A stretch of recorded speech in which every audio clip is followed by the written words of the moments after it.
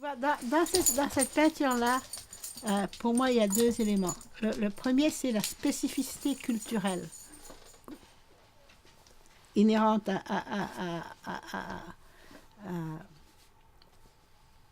au travail de l'artiste, mais aussi qu'on peut reconnaître dans chaque entité culturelle.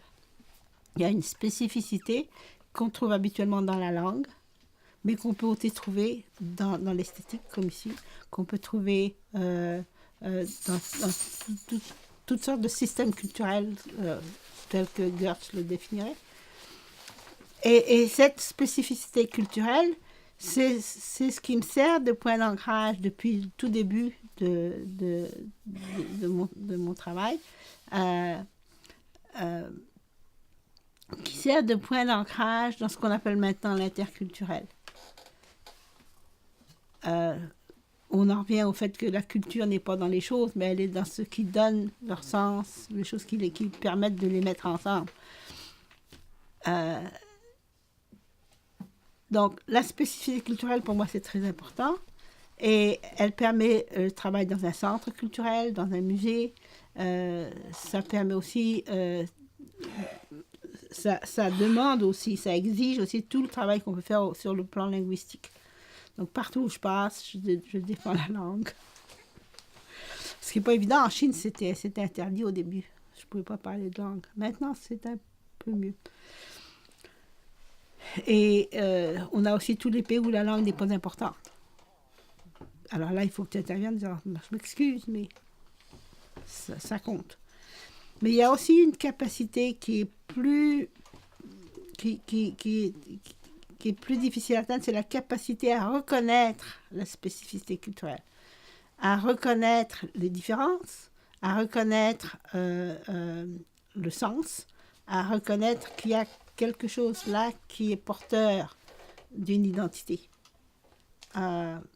Et ça n'est pas évident. Mais si tu donnes des cours d'anthropologie, si tu veux des anthropologues qui soient capables de comprendre ce qu'ils regardent ou capables de communiquer avec une personne, ça c'est nécessaire. De savoir quand est-ce que tu rentres dans ce qui est propre à cette culture-là, cette communauté-là. À l'Université d'Ottawa, on a essayé de développer des cours sur la formation interculturelle, interreligieuse, interculturelle, l'un rentre dans l'autre. Et j'ai fait toutes sortes d'expériences avec mes pauvres étudiants pour essayer d'arriver à trouver des méthodes qui permettent aux gens de reconnaître une différence culturelle, de reconnaître qu'ils sont en face de quelque chose qui est propre à cette société-là. Ça m'a pris presque 10 ans.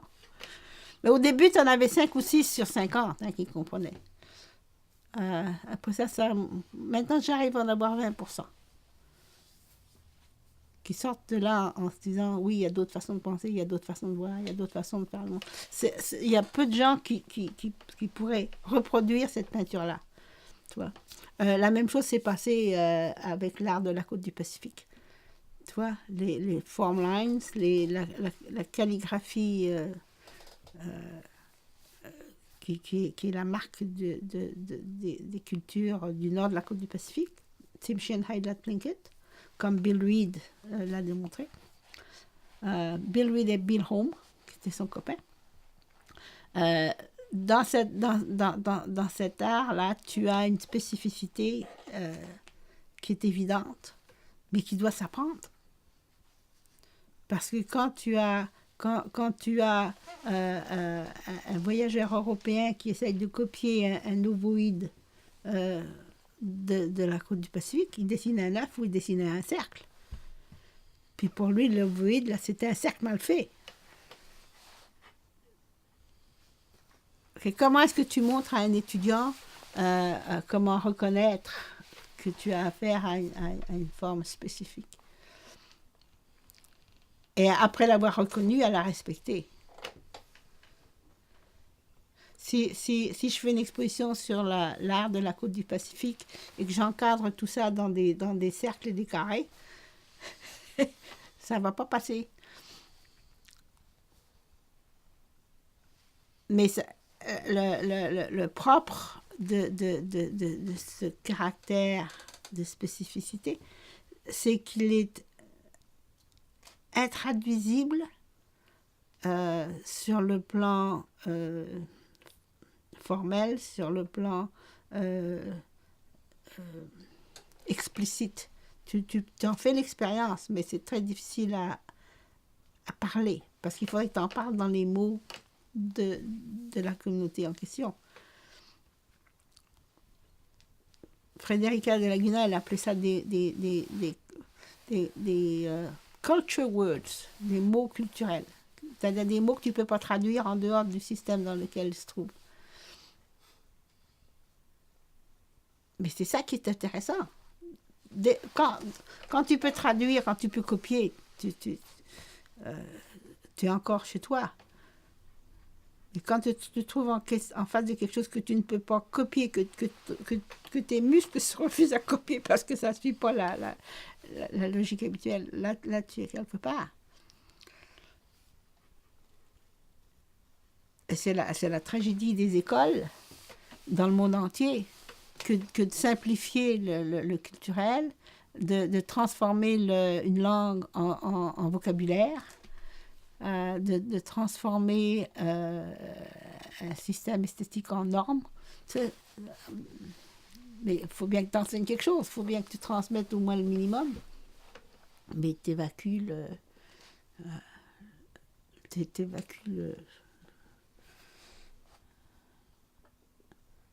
la chose elle-même.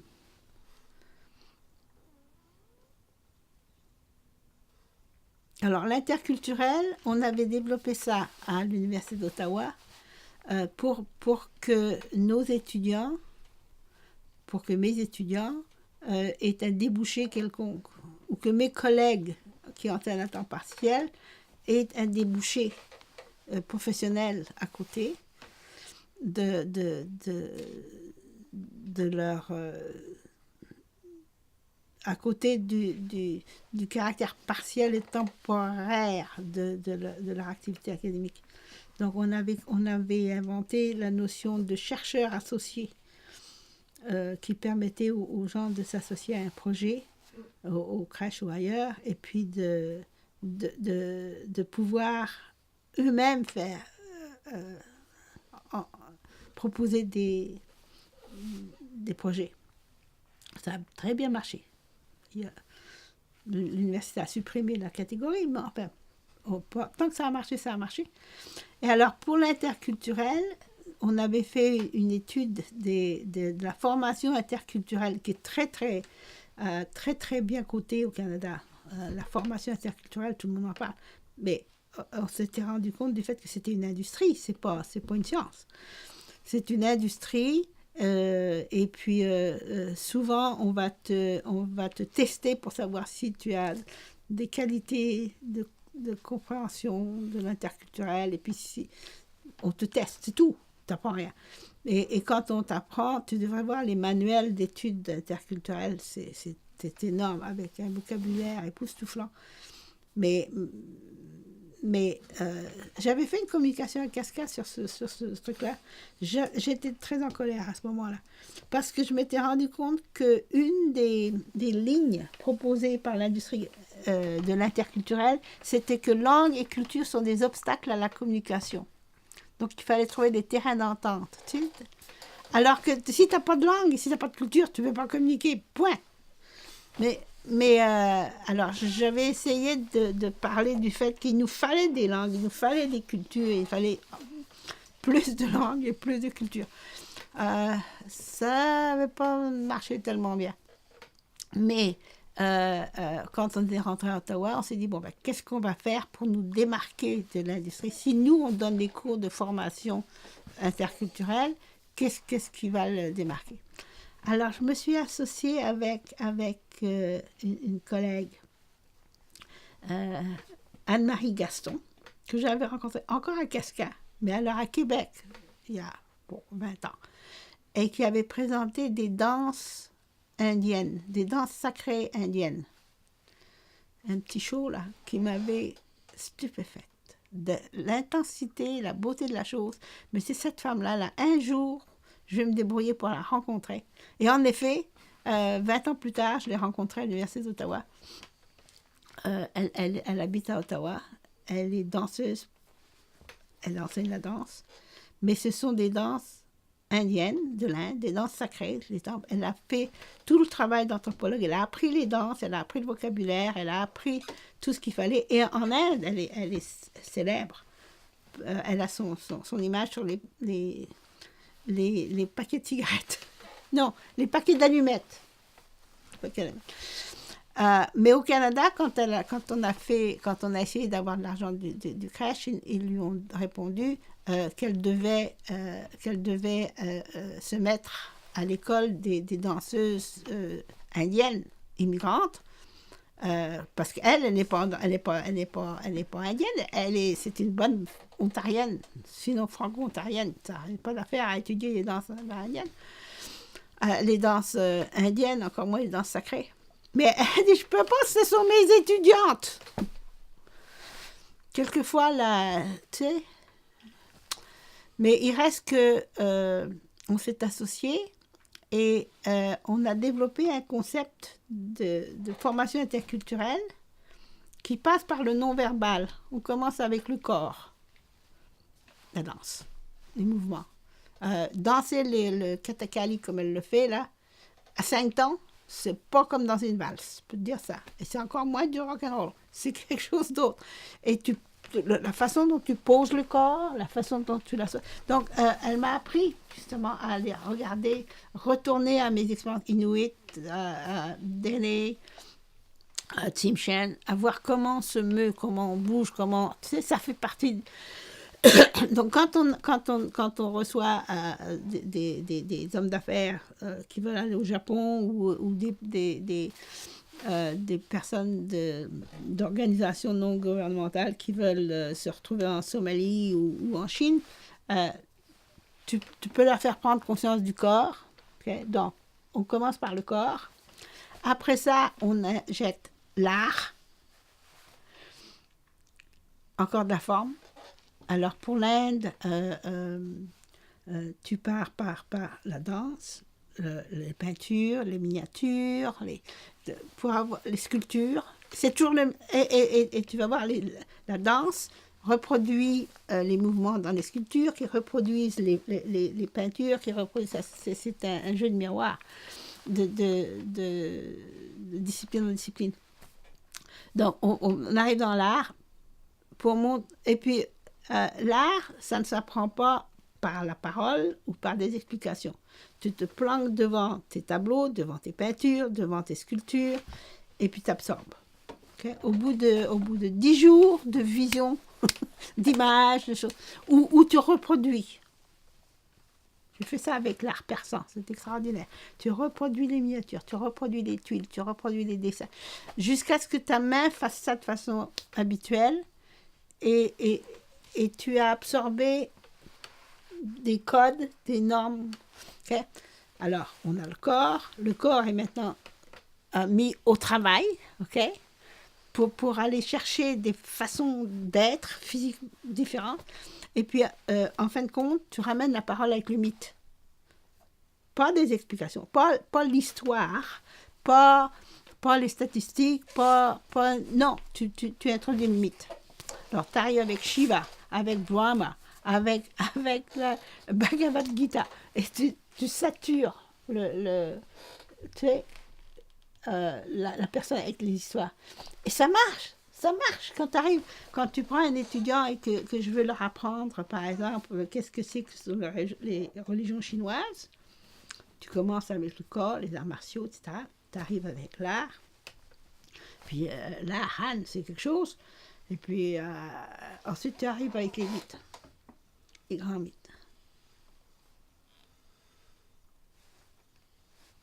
C'est simple, mais c'est ça.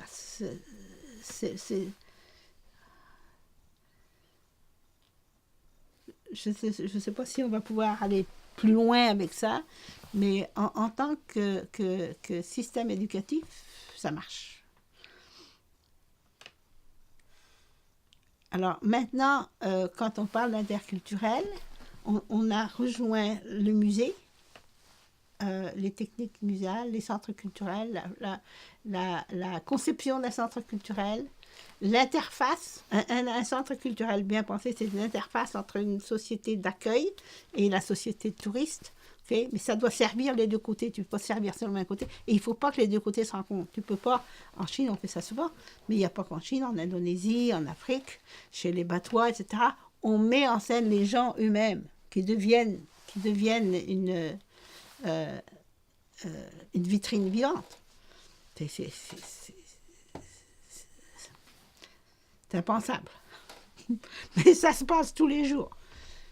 Mais si tu prends un centre culturel qui va enseigner la langue, qui va réenseigner leur culture aux enfants, qui va servir de jardin d'enfants, qui va servir de salle de spectacle ou de salle de festival, bon, ça sert ta communauté, puis ta communauté va produire ce qu'elle veut comme façade vis-à-vis puis si tu peux, tu mets 3 kilomètres entre les deux.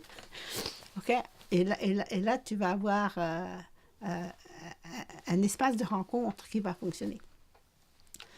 Mais tu vois, on est reparti entre avec le corps, l'art et le mythe comme point de contact privilégié.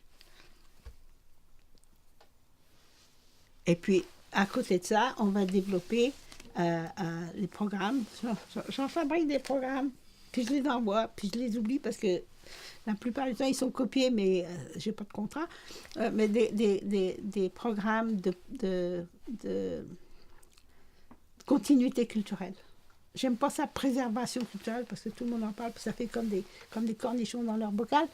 Mais de continuité culturelle, de continuité linguistique, comment est-ce que tu débrouilles pour que tes gens continuent à parler quand ils n'ont pas besoin de parler, quand tu peux parler le chinois, l'anglais ou l'arabe, au lieu de parler ta langue. Et qu'est-ce qu'on sauve à sauver sa langue? Ben, on sauve des images comme celle-là, mais ça demande une conscience assez privilégiée. Et nous, on n'a pas dans notre monde d'occidentaux,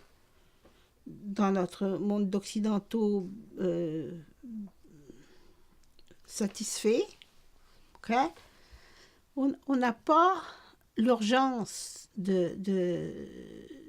on n'a pas ce que j'appellerais d'éthique culturelle. Si tu vas dans le Nord, chez les Nabesna, par exemple, les histoires qu'on me racontait quand j'étais censée être pas tout à fait adulte, ok, te démontrait immédiatement que l'un de tes devoirs était de disséminer les informations, de les conserver, de les garder en mémoire et de les redonner. Il y avait tout un cycle. Et ce n'était pas un mouvement gratuit parce que ce que tu redonnes pour les interprétations, tu le perds. Donc tu fais attention à qui tu le donnes. Mais on a des histoires, surtout pour les femmes, des histoires des femmes qui se perdent dans le bois, ou qui sont capturées par l'ennemi, ou qui sont séparées pour une raison ou une autre de leur communauté. Mais une fois que tu es séparé de ta communauté dans un système nomade, tu es perdu. À moins d'avoir en toi-même tout ce qu'il faut pour recréer un environnement. Et j'aime bien répéter l'histoire de Samuel Hearne, qui explorait le Grand Nord, tu sais, en 1700 quelque chose, là, qui est parti de la baie James pour aller jusqu'à Coppermine et de retour, en suivant à pied et en canot un groupe de Chippewayan. OK.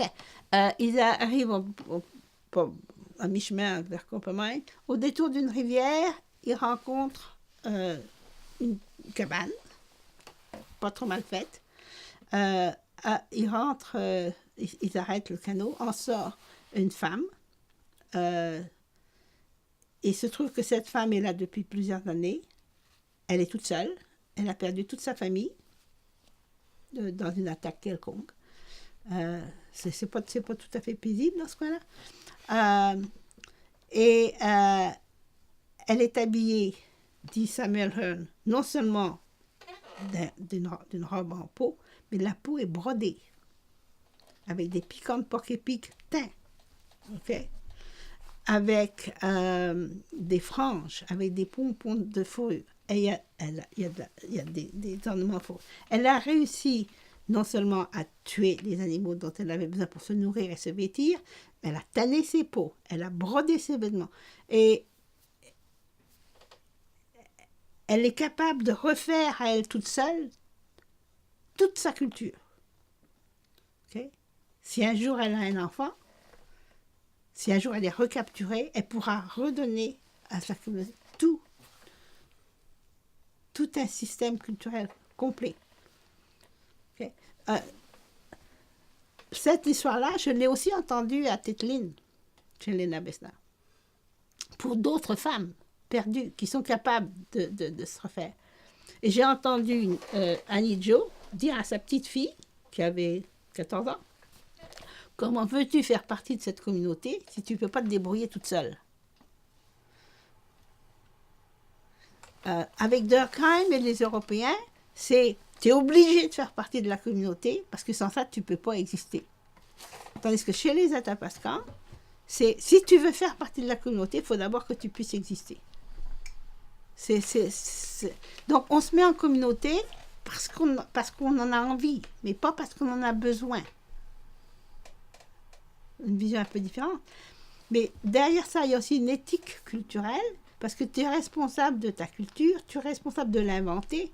4 sœurs, ça va être 4 façons différentes de faire des mocassins, 4 façons différentes de tanner les peaux, 4 façons différentes d'organiser une nasse pour aller pêcher les poissons blancs. Toi,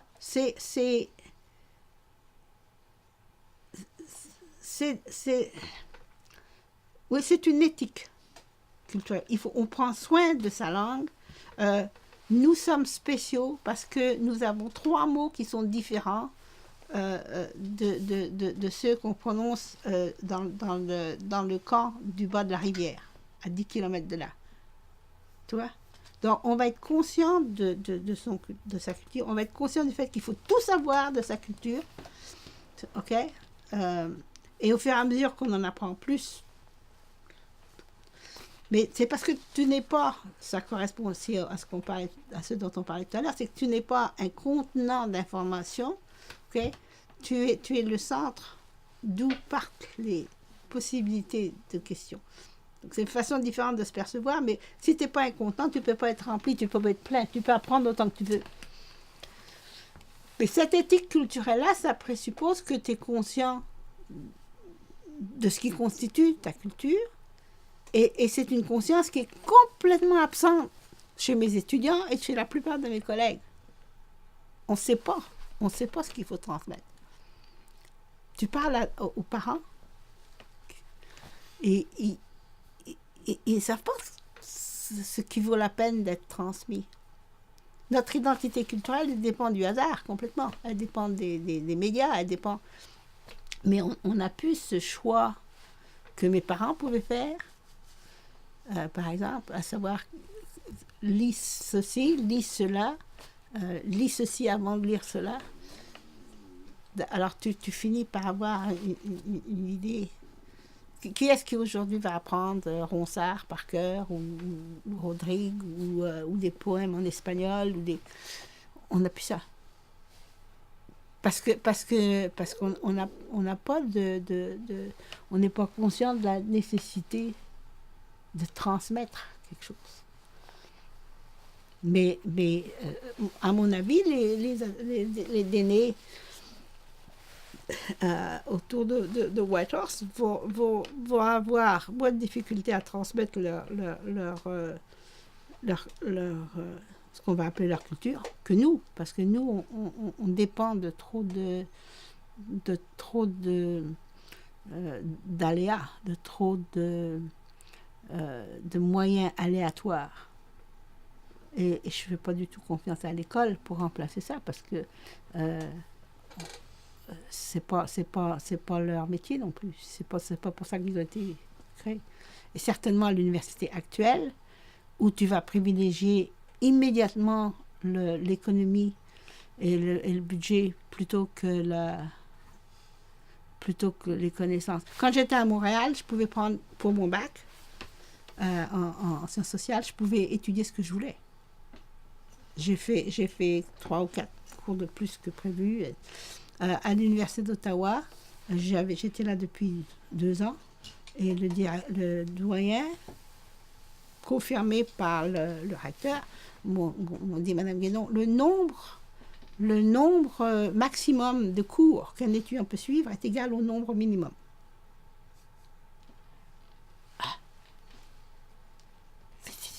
Ça va pas. C'est une université ici. C'est pas. Tu vois?